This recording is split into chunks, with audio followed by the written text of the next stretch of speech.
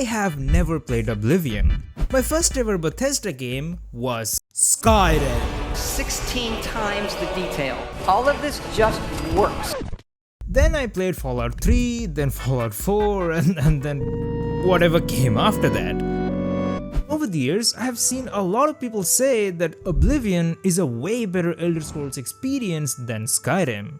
But I never got a chance to play those older Bethesda games, mainly because back then I was really young and had the IQ of a literal jellyfish, and also didn't have a system to run these games. But with the recent launch of Oblivion Remaster, I thought this might be just the best time to go back and play the original Oblivion and see why it was so great and does it still feel fun.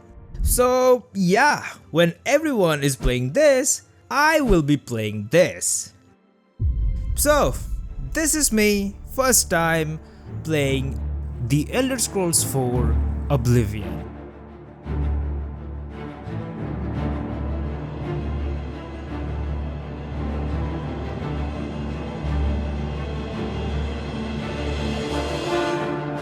So here we are. I mean, I gotta say, the music is already a banger. Hands down 10 out of 10, I'm already getting the feels.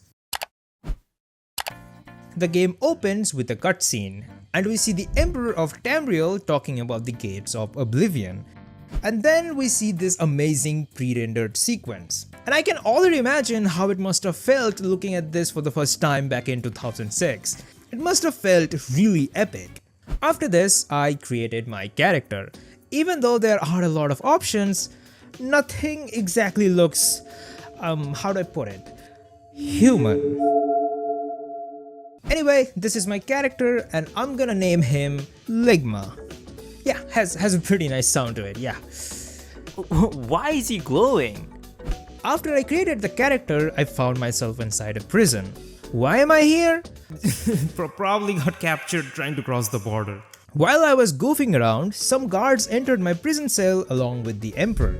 The Emperor claims that he has seen me in his dreams. You are the one from my dreams. Turns out the Emperor's life is in danger, so he's trying to escape through a hidden passage that's inside my cell. While I was following them, we got attacked by some assassins. This whole intro sequence is basically a tutorial area, where the game teaches you most of the essential things. It's a common thing in almost all the Bethesda games that I've played so far. Every game has a similar kind of beginning, where the game teaches you all the basic stuff. Here I beat some enemies, loot some stuff, and then try to lockpick, and fail miserably. Then I also get to select my star sign, and after doing all of this for a while, the Emperor tells me that his time has come. I can go no further. Take the amulet, give it to Joffrey. He alone knows where to find my last son. He gives me his amulet and tells me to bring this to some guy named Joffrey. And then he immediately gets assassinated. I cannot loot the Emperor. That's lame. Then this guard asks me where's the amulet, and I tell him that the Emperor gave it to me so that I could bring it to a guy named Joffrey. And he believes me. Strange. He saw something in you. Trusted you. Yeah, dude, clearly I didn't steal it. I mean, I was literally locked in the prison just a few minutes ago. But yeah, the Emperor gave it to me. Obviously, I didn't steal it. And after that, I select my class and finally get out of the sewer. And now we are free to explore the open world. So the Emperor told me to bring this amulet to Joffrey. So I decided to do that first. Now I know that you can fast travel from the very beginning of this game, but I am not going to do that. I will try to explore as much as I can. So most of the time, I will be walking to go from one point to another. I mean, the whole point of these games are exploring and discovering new stuff. While on my way, I came across this small town where everyone was invisible. When I talked to this one invisible NPC named Dhiram, He tells me that everyone here has suddenly become invisible a few weeks ago for some magic spell, and now I have to find the wizard who casted that spell and find a way to reverse it. He also gives me some coordinates on where I can find this wizard, so I decided to go to that location. Once I reached that location, I immediately got attacked by invisible rats. Turns out the wizard has turned a lot of things invisible. Anyway, I managed to find the wizard, and he tells me that the invisibility will wear off eventually. And by eventually, he meant at least a year or two. That was way too long. So I talked to him a bit more and convinced him to give me a reverse invisible spell. And then I used that spell to turn everyone visible again. And it also consumed a lot of my luck for some reason. Anyway, everyone now seems happy, and Dhiram tells me that I can stay in his inn anytime free of charge. So that's also awesome.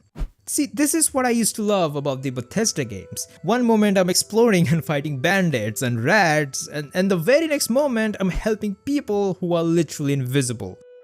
This whole unpredictableness is what I really love. Like, for example, even in their other games like Fallout 4, one moment I'm exploring and the next moment I came across a literal alien spaceship. Or even in Skyrim, one moment I'm exploring and the very next moment I'm solving a literal murder mystery. I love it when you can't exactly guess what the quest is going to be, and when the quests end up becoming really unpredictable. I really miss the old Bethesda. Anyway, what was I doing? Oh yeah, the amulet.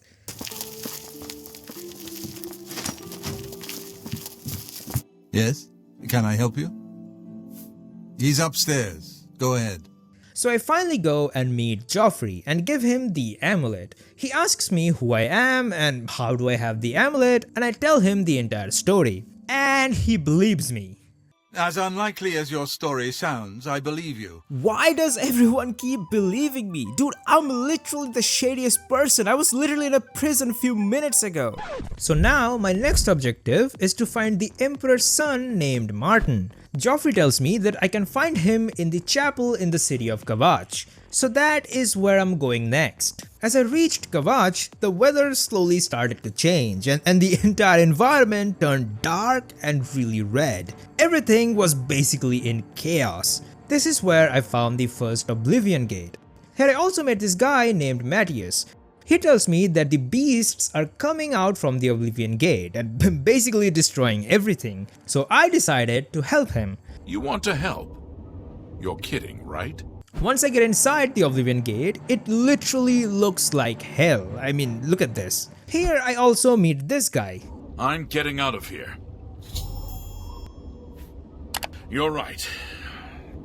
I can't just leave poor Menion to his fate. 5 minutes later. Anyway, after this, I climb the tower, get the key, and there was also this half-naked dude. I tried to free him, but I could not, and he also said to not free him. Probably a fetish or something, I don't know. And then I climbed a bit more, and finally managed to close the gate. You closed the gate? I knew you could do it. This is our chance to launch a counterattack. For Kavach! After this, we fought the remaining enemies and saved everyone trapped inside the chapel. Here I also meet with Martin. I tell him about the whole situation, that he's the son of the Emperor and that we need him. I don't know. It's strange. I think you might actually be telling the truth. Why everyone keeps believing me? None of this makes any sense. Why are you believing me? Once I bring him back to Venon Priory, turns out everything here is also in chaos. I don't know. I think they're right behind me. This place is also under attack. So I fight and defeat the enemies and then meet with Joffrey. And he tells me that the amulet has been stolen. Yeah, someone stole the amulet. Joffrey, you had one fucking job. Protect the amulet. You can't even do that. So now, because this place is not exactly safe, Joffrey tells me that we should take Martin to some place that's actually secure. He says that we should take him to a place called the Cloud Ruler Temple. So that's where we are going next. He also gives me a horse, so that's also awesome, I guess. Now this particular quest took a while to complete, but I finally reached the location. Although I kinda used the shortcut. Almost there. I can't believe it's even working. And after this, Joffrey offers me to join the Blades, which I happily accepted, and then he gave me a cool ass katana. Now from this point onwards, I stopped playing the main questline and just started exploring and doing whatever I could find. The first thing I did was gambling. Yes! Let's go! Let's go! Come on! Woo! Yes! You won! Congratulations! After this, I decided to do some fights in the arena. You what? You want to be a combatant? Look at you! My granny can beat you and she's dead! For some reason, this guy really seemed to hate me. But as I kept fighting and winning, he slowly started to like me. By the 9 divines, you did it! You actually won! You ain't so bad after all, pit dog. Or at least I think he does, cause he also looks at me like that. I kept doing fights one after one and ended up earning a lot of coins. After that, I started exploring the city. While exploring, I found this lady who was selling a house just for 2,000 coins, which seemed like a pretty good deal. But still, something kind of felt a little off. But hey, I need a house and I had the coins from the arena, so I decided to buy it. How bad could it possibly be?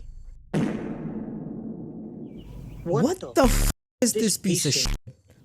Is this it? How bad could it possibly be?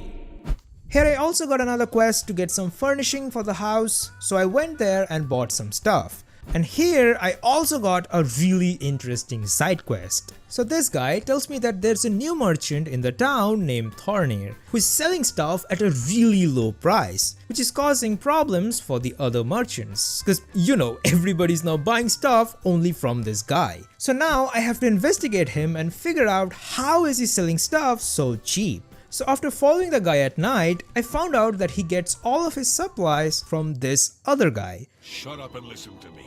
How can they not see me right now? And after following him, I found out that he gets all of his supplies from digging graves. Yeah, stealing stuff from deceased people and then selling those stuff at a cheaper price. Dude, that's really dark. So I defeated him and put an end to this. And after this, I did some more exploring. And while doing all of this, I also experienced some Bethesda charm, as Todd Howard likes to call it. Stop! What? You violated the law. Then pay with your blood. Where is... Hey! What? One's final. I don't belong. What is even happening? This is the Imperial Wait, City. how? Welcome to the arena. The rain is literally falling inside the building. Ah yes, the magical arrows, they float. To be honest, without this, it won't even be a Bethesda game. At this point, I was having really fun, bribing people and doing quests and exploring caves and basically doing everything other than the main questline. Go on. You're talking to me and I don't like you. Goodbye. Someone's been murdered. Do you happen to know what the fine is here in Cyrodiil for necrophilia? Just asking. Let's assume... no. That's nothing compared to Morrowind, thanks. There was this one quest I found where this lady's husband, who is a painter, had gone missing. So to find him, I decided to investigate the studio, where I found this painting. And after interacting with it, I ended up literally inside the painting. And I also found her husband trapped here. And now I had to figure out a way to get out of this painting back to the real world. This side quest was also really unexpected and actually pretty interesting. I genuinely love it when a game does this type of unexpected stuff. I also joined some guilds and did some quests for these guilds. There was this one quest in the Mages Guild where I had to find this guy who had gone missing, and after investigating and talking to some NPCs, it turns out he was just invisible and was doing a prank. I mean, so far there's been quite a few quests where either someone's gone missing or became invisible. I also joined the Dark Brotherhood and did some of those quests. In one of the early quests, I had to hide inside a cargo and get inside a ship to assassinate the captain. What in blazes? That was also a pretty cool quest. After goofing around a bit and doing some more quests, I decided to go back and do some more gambling. Come on! No! No! Ah, sorry, friend, but it would appear the opponent you bet on lost that last fight. Stop! You violated the law. Did some more fights in the arena, although it was still kinda hard. And then I stopped, because I didn't want to complete everything in the original game. As I've already said earlier, I had never played the original Oblivion before, so I wanted to play it a bit just to see how big of improvement the remaster actually is, because I want to enjoy this entire game in this remastered version. I always hear people say that Oblivion is a way better experience than Skyrim, and I can definitely see why people say that. To me, playing Oblivion was almost as much fun as playing Skyrim, and I haven't even scratched the surface yet. And yes, I definitely should have played it way earlier. But you know what, in a way, I think it's a good thing that I didn't. Because now I can enjoy the entire game with modern day visuals and a lot of improved gameplay mechanics. I mean, look at it this way. For people who already played the original, the remaster is like revisiting their favorite childhood game, which is great, awesome. But for me, who never played the original, this is literally like a brand new Elder Scrolls game for me, and I am definitely going to enjoy the hell out of it. And also, while playing this game, it made me realize that in future I should also play the older Elder Scrolls games like Morrowind and Daggerfall and the other ones, because I feel like I will also enjoy those as well. Okay, so that was it for this video. If you enjoyed this video, then drop a like, and if you're new to this channel, then please consider subscribing. And you know what, now I'm gonna go and play the Oblivion remaster. So again, thanks for watching, and I'll see you in the next one.